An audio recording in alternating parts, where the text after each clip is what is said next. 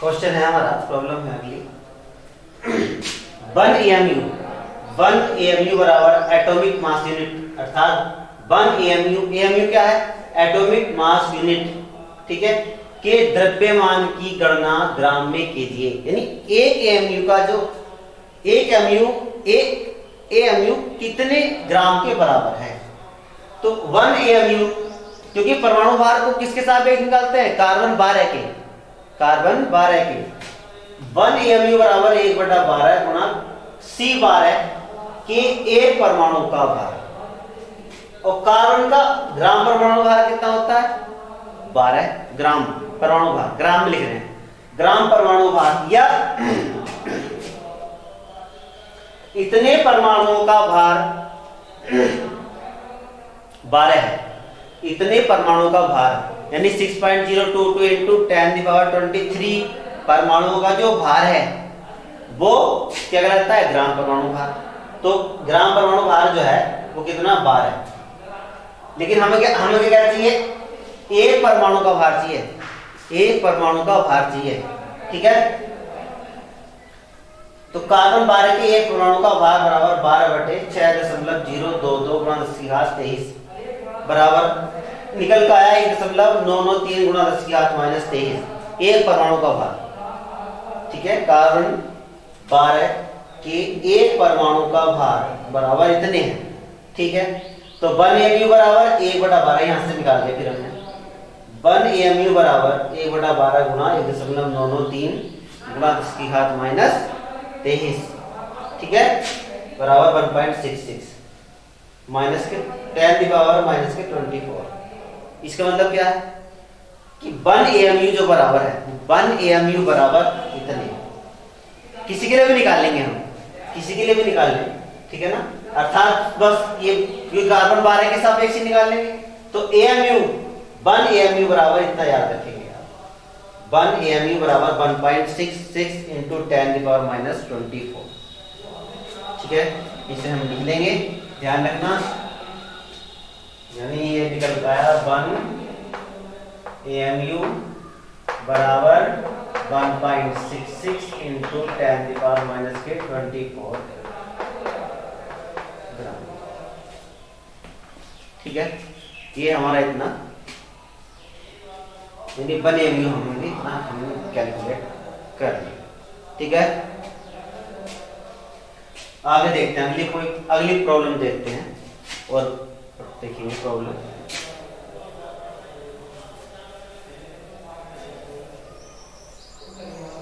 ये भी आसान है, धीरे धीरे, इसलिए हम पहले आसान चीजें पढ़ेंगे, ये भी क्लियर हो जाएंगी तो हम आगे की ओर बढ़ेंगे फिर।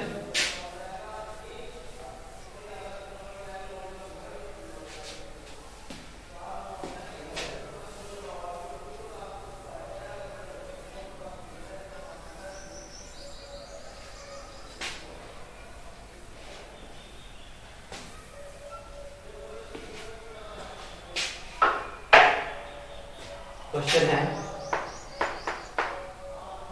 CO2 के 4.4 ग्राम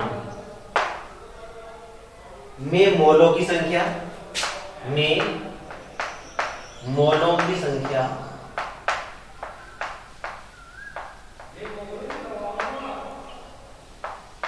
मोलों की संख्या तथा अणुओं की संख्या तथा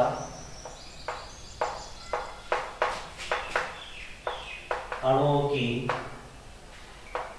संख्या की गणना कीजिए, की गणना कीजिए और एसटीपी पर इसका आयतन भी ज्ञात कीजिए, और एसटीपी या एनटीपी पर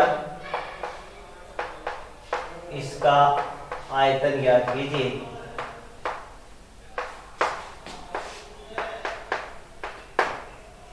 आयतन ज्ञात,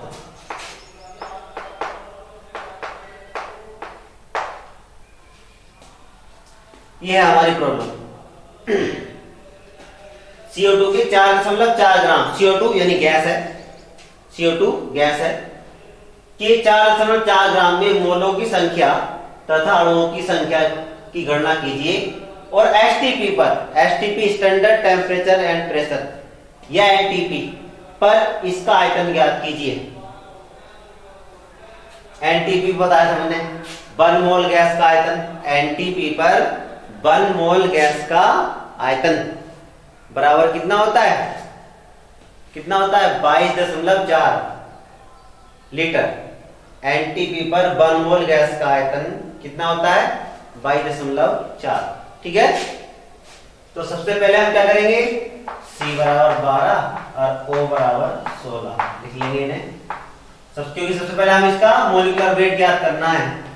सबसे पहले हम क्या करेंगे, इसका अणुभार ज्ञात करेंगे। तो अणुभार, तो यहाँ पर लिख लेंगे CO2 का अणुभार बराबर 1 गुणा 12 और प्लस 2 गुणा 16, तो हो गया 12 प्लस के 32, ये हो गया 44, यानी 44 आ गया। यानी CO2 का जो अणुभार है वो क्या हो गया 44, CO2 का अणुभार 44। फिर वो कह रहा है कि मोलों की संख्या ज्ञात करनी है, तो मोलों की संख्या हमें पता ही है सूत्र, तो मोलों की संख्या, मोलों की संख्या बराबर, मोलों की संख्या यानी मोल बराबर भार बटे अणुभार होता है, मोल बराबर भार बटे अणुभार। भार कितना है इसका ग्राम में 4.4, तो यहाँ पर लिख लेंगे 4.4 बटे 44। अणुभार कितना है 44, भार बटे अणुभार है, भार यानी ग्राम में, भार बटे अणुभार है मोलों की संख्या यानी मोल बराबर। तो ये हो गया हमारा 0.1 मोल आ गया, 0.1 मोल, ठीक है। अब 1 मोल, मैंने क्या पता है हमें कि 1 मोल गैस का आयतन एनटीपी पर लिख लें, चूंकि ऐसे निकाल देंगे, क्योंकि 1 मोल CO2 गैस का एनटीपी पर आयतन बराबर 22.4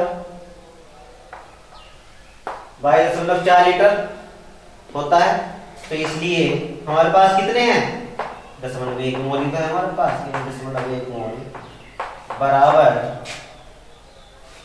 1 मोल एनटीपी पर निकालना हमें, तो 22.4 गुणा 0.1 बटे 1 यानी ये हो गया 2.24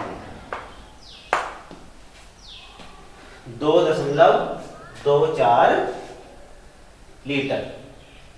सॉरी पहले, लेकिन हमें अणुओं की संख्या ज्ञात, अणुओं की भी संख्या ज्ञात करनी है, हमें अणुओं की संख्या ज्ञात करनी है। चलो कोई बात नहीं, हमने पहले वो कह रहा था ना कि एसटीपी पर आयतन भी ज्ञात करना, तो वो तो हमने ज्ञात कर लिया। चलो 0.1 मोल आयतन निकल के ये ज्ञात कर लिया, ठीक है। या हम कह सकते हैं कि एसटीपी पर आयतन या एनटीपी पर आयतन, सीधे सूत्र लिखेंगे मोल गुणा 22.4, मोल गुणा 22.4, ठीक है। यानी मैं सीधे निकाल देता, यानी यहाँ एसटीपी पर आयतन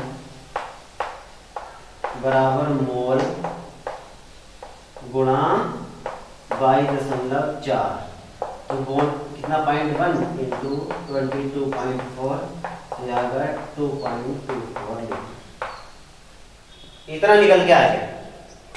सही है, ये वाली बात क्लियर समझ में आ रही, ठीक। दोबारा देख लेंगे। सबसे पहले हमने क्या करा था, भार तो दे रखा है इसका, फिर हमने क्या करा था CO2 का अणुभार निकाल लिया था, उसके बाद मोलों की संख्या निकाली या मोल निकाल दिए। तो मोल बराबर भार बटे अणुभार होता है, तो 4.4 ये भार था बटे 44 बराबर 0.1 आ गया। फिर क्या करा हमने, आयतन निकाल दिया इसका एनटीपी पर। तो 1 मोल का एक मोल कोई सी भी गैस हो, 1 मोल का आयतन कितना होता है एनटीपी पर 22.4 लीटर। ऐसे ही तो 0.1 पे निकाल दिया। .1 बराबर 22.4 गुणा 0.1, ठीक है। या एसटीपी पर आयतन बराबर मोल इंटू 22.4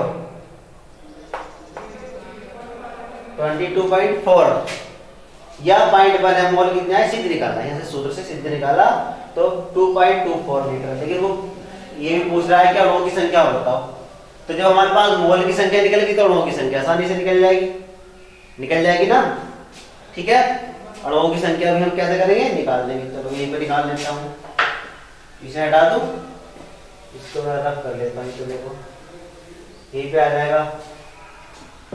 तो ये आ गया 4.4 ग्राम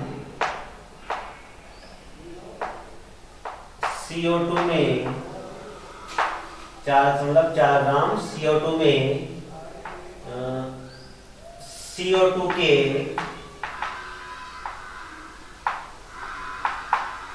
अणुओं की संख्या बराबर मोल और गुणा 6.022 इंटू 10⁻23, ठीक है। तो मोल कितने हैं हमारे 0.1 गुणा 6.022 गुणा 10⁻। तो number of molecule of CO2 in 4.4 gram is equal to मोल अर्थात 0.1 इंटू 6.022 इंटू 10⁻23। तो ये हमारा आ जाएगा निकल के, ये हमारा आ जाएगा, ये आ जाएगा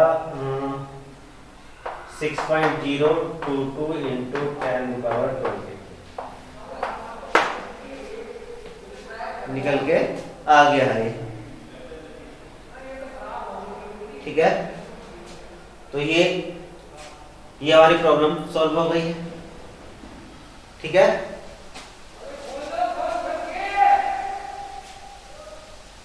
अगला क्वेश्चन देखते हैं।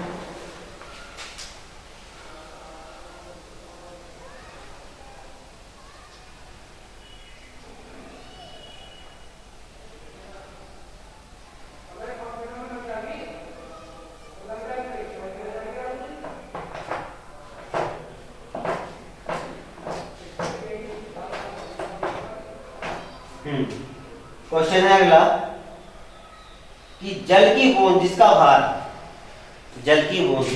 लिख लेता हूं पहले क्वेश्चन को।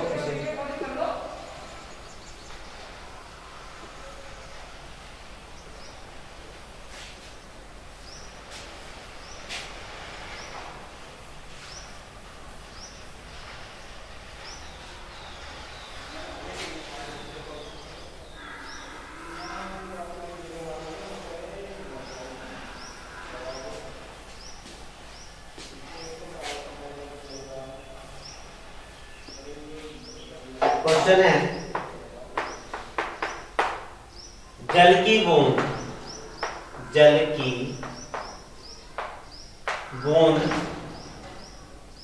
जिसका भार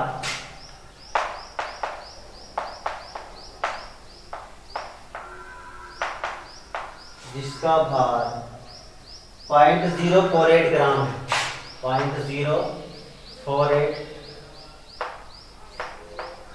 ग्राम है, में अणुओं की संख्या ज्ञात करो। में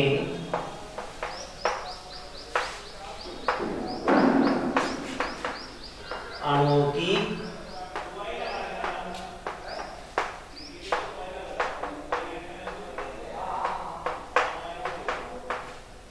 ज्ञात करो।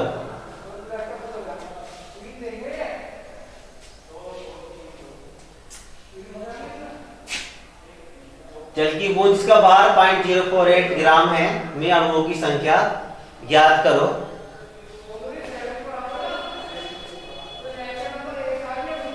उन्होंने कहा कि जल की जो बूंद है उसका भार कितना है, 0.048 ग्राम है, ठीक है।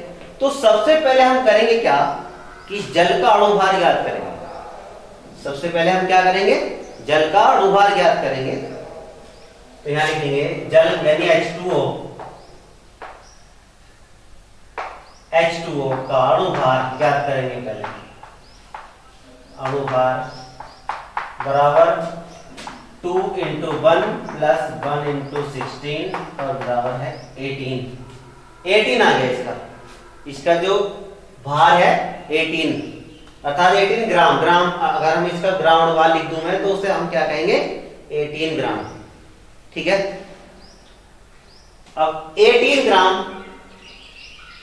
मैंने कहा था कि ग्राम अणुभार कितने अणुओं का भार? ग्राम अणुभार क्या है? कितने अणुओं का भार? 6.022 × 10⁻23 अणुओं का भार। ठीक है ना।